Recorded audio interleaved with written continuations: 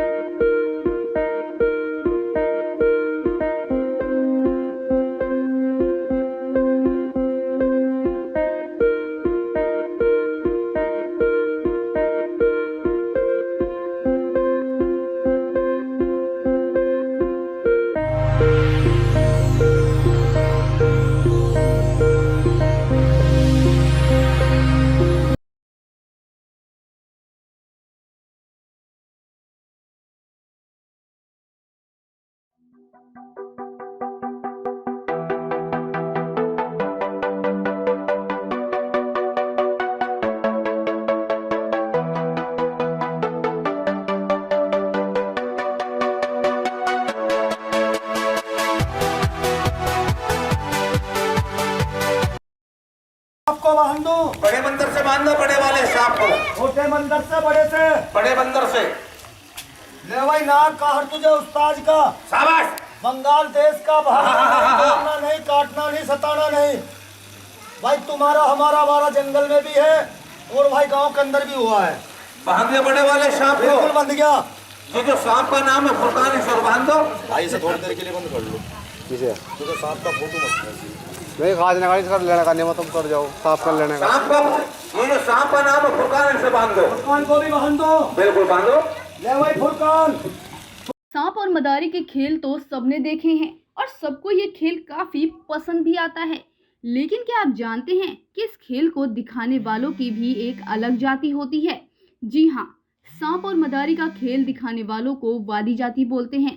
Government ने सांप के खेल पे पाबंदी लगाने के बाद आइए देखते हैं कि वादी जाति का क्या हालात है, कैसे जीता है वो अपना जीवन, या उन्होंने अपने जीवन को जीने के लिए क्या नया काम ढूंढा है, या फिर उनके बच्चों के एजुकेशन अभी कितने आगे बढ़े हैं, कितना डेवलप हुआ है उनका गांव, गवर्नमेंट की तरफ से कितनी मदद की गई है।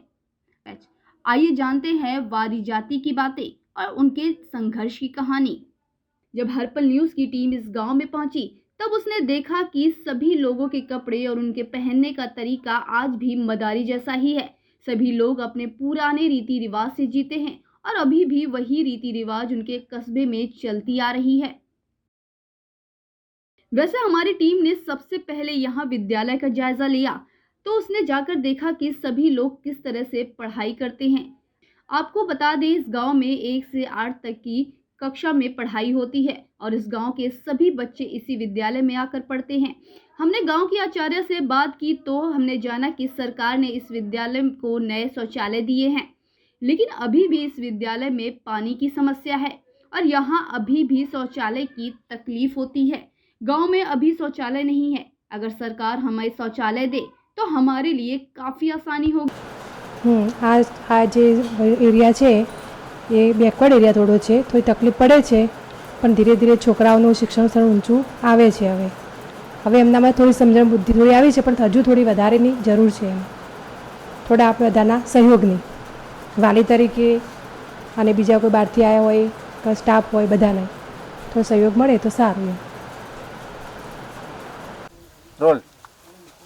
देख सकते हो आप कि इस गांव में कितने कच्चे मकान यहाँ पे है, लेकिन सरकार का जो योजना है सबको अपना घर मिले, वैसे ही सरकार ने इस गांव को भी सभी लोगों को अपना घर दिया है और वो जो घर है अभी बन रहे हैं। विद्यालय के बाद हमारी टीम गांव के अंदर पहुंची तब हमने देखा कि पक्के मकान बनाने के लिए सरकार ने यहाँ पर मंजूरी दे दी है और सरकार अभी सभी को अपना घर मिले इस गांव में भी कच्चे मकान तोड़कर पक्के मकान बनाने के लिए टेंडर पास कर दिया है। लेकिन सभी लोगों का कहना है कि पक्के मकान बन रहे हैं, इसलिए हम अभी तो जो हमारा कच्चा झोपड़ा है वहीं रहते हैं। इस गांव के लोग भी बड़े ही अनोखे हैं। जब हमने इस गांव के रीति रिवाजों के बारे में पूछा तो सभी लोगों ने बोला कि इस गांव में जब शौचालय नहीं है तो सभी लोगों ने एक रास्ते के 2 भाग कर दिए, जिसके एक भाग में महिलाएं जाती हैं और दूसरे भाग में पुरुष जाते हैं। और अगर इस गांव में महिला पुरुष की तरफ चली जाए तो उनको दंड भी मिलता है और अगर पुरुष भी इस तरफ चले आए तो उन्हें भी दंड भुगतना पड़ता है। लेकिन इस गांव में सबसे अनोखी बात यह है कि इस गांव में सरपंच नहीं, मुखिया इस गांव में बरसों से एक ही है और वही मुखिया इस गांव को अभी तक चलाते आया है।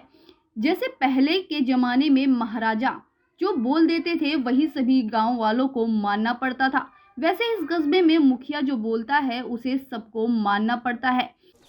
मेरा नाम डोलाभाई पोपटभाई है। गुजरात सरकार से जो मैंने लाभ लिया है वो मकान की लाभ है, वो अंत्योदय रेशन कार्ड की है, सब योजना का लाभ गुजरात सरकार देते हैं। पहले साहब का प्रतिबंध था, वो प्रतिबंध हट गया और प्रतिबंध है तो खेत मजदूरी में धंधा करने के लिए जाते हैं और जीवन गुजारते हैं। अभी मेरे वो साले मकान भारत प्रधानमंत्री के बन रहे हैं, वो दूसरा मकान रह जाए वो सरकार बनाने का वचन दिया है। सरकार से और क्या अपेक्षा रखते हो आप? सरकार से और अपेक्षा ऐसी रखे कि जीरो से करे, वो लाभार्थी यदि आती है वो ऐसे कर दी। वो 20 वर्ष से वो पालिका नगर पालिका हरीज से निकाल दिया था 2007 के लिए। वो नगर पालिका BPL यदि नहीं बनती है, सरकार की ख्वाहिश इतनी है कि हमें नगर पालिका से BPL लाभार्थी का हमें प्रमाण पत्र मिल जाए तो वो डिलीवरी के लिए और वो आयुष्मान कार्ड लगते हैं, पर जो प्राइवेट दवाखाना है इसके लिए जाना पड़ता है। तो इसे ऐसे बोलते हैं कि BPL लाभार्थी तुम दाखिला लाओ पंचायत से लिखा कर तो हम तुम्हारी दवा फ्री में कर देगा। वो फ्री में दवा करने के लिए हम नगर पालिका से वो BPL लाभार्थी का दाखिला नहीं मिलता है, तो BPL लाभार्थी के लिए हम गुजरात म्यूनसिपल गांधीनगर जाके आया तो भाई वस्ती गिनती होगा तो मेरा BPL में नाम होगा। BPL में से जीरो से करे 16 में BPL की यादी के नाम से कुछ भी नहीं है। इस गांव के लोग कहते हैं कि हमारी वादी में 2 प्रकार की जाति होती है, एक लाल वादी और एक फूल वादी, और हमारे जैसा ही दूसरा भी कस्बा है जो राधनपुर में है। सरकार ने जब हमारी रोजी रोटी को बंद कर दिया था, यानी जो सांप के खेल पर बैन लगा दिया था, उसके बाद हम लोग दर बदर भटकते रहे। तब सरकार ने हमें 2 जमीन अधिग्रहण पूर्व में और एक यहाँ पाटन में, दोनों जमीन पर और दोनों जगह पर एक ही नाम है हमारे कस्बे का, यानी वादी वसाहत पर जातियाँ अलग अलग हैं, यानी यहाँ पर फूल दी जाती है और वहाँ पर लालवादी है। दोनों के नियम एक हैं पर फिर भी नाम अलग अलग। वैसे इन लोगों की सबसे पुरानी रीत है भिक्षावृत्ति की, वह अभी तक चलती आ रही है। वह अभी भी लोग शहर में जाकर भीख मांगते हैं। सबसे अनोखी बात है कि ये अभी तक अपनी रीत को बदले नहीं हैं। 2007 के बाद नगर पालिका की नई यादी आई नहीं है और इस कस्बे के जो गरीब परिवार है उनका एक भी नाम इस यादी में समावेश नहीं हुआ है और शामिल नहीं हुआ है, जिसकी वजह से इन लोगों को बहुत ही परेशानी हो रही है। ये गांव वाले इसी आशा से जीते हैं कि कब उनका नाम इस यादी में जुड़ेगा। जी हाँ, सरकार हर गांव को अत्याधुनिक बनाती है, हर गांव में शौचालय प्रदान करती है और हर गांव में सभी सुविधाएं भी देती है, लेकिन इस गांव का नाम अभी तक नगर पालिका लाभार्थी यादी में क्यों नहीं आया, ये एक बड़ा सवाल है। वह सवाल इस गांव के लोग पूछते हैं। इस गांव के जो जाति के लोग हैं वो पूछते हैं कि सरकार से, क्योंकि जब नगर पालिका में लाभार्थी यदि में नाम नहीं आया तो उनको कई तरह की तकलीफ भी भुगतनी पड़ती है, क्योंकि नगर पालिका में यदि नाम ना आए तो सरकार की जो भी योजनाएं हैं वो सरकार के जो खेत मजदूरों के लिए योजनाएं निकली हैं उस पर लोग अपना नाम नहीं लिखवा पाते। इसके लिए सभी गांव वाले सरकार से यही उम्मीद लगाकर बैठे हैं कि कब उनका नाम नगर पालिका लाभार्थी सूची में आए और कब उनको सभी सुविधाएं प्राप्त होंगी।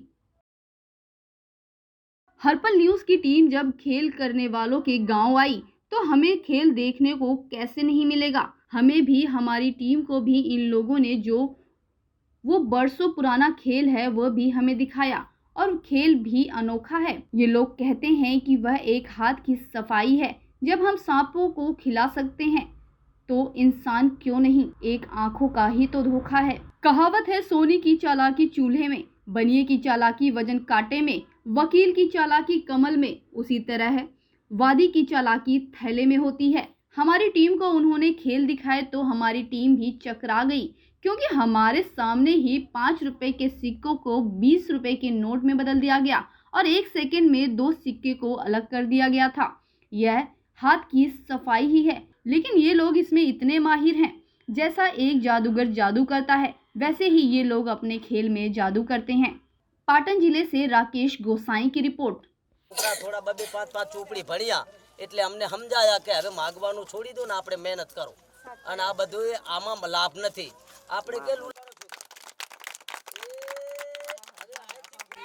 रोल। इस गांव की अनोखी कहानियां हैं। इस गांव के लोग भी अनोखे हैं। जैसे शहर में एक परिवार एक साथ रहता है, वैसे इस गांव के सभी लोग एक परिवार की तरह रहते हैं। इस गांव में ना ही सरपंच है ना ही नेता ही, इस गांव में है तो मुखिया। बरसों से एक ही मुखिया इस गांव को चलाते आए हैं। सरकार ने इस गांव को बहुत ही ज़्यादा लाभ दिया है, सभी योजनाओं दी है। सरकार ने इस गांव में शिक्षण प्राप्त किया है और आगे भी जो भी सुविधाएं सरकार इस गांव में देती है। वैसे सरकार की जो योजना है हर गांव शिक्षित बने, वैसे ही इस गांव में भी पूरी तरह से शिक्षण सरकार के द्वारा दिया गया है। गुजरात के ऐसे ही छोटे छोटे गांव की कहानी हम आप तक पहुंचाते रहेंगे। फिलहाल के लिए बस इतना ही। देश और दुनिया की खबरों के लिए देखते रहे हर पल news. Camera person Sanjay Parmar के साथ निधि पंचाल, गुजरात, पाटन।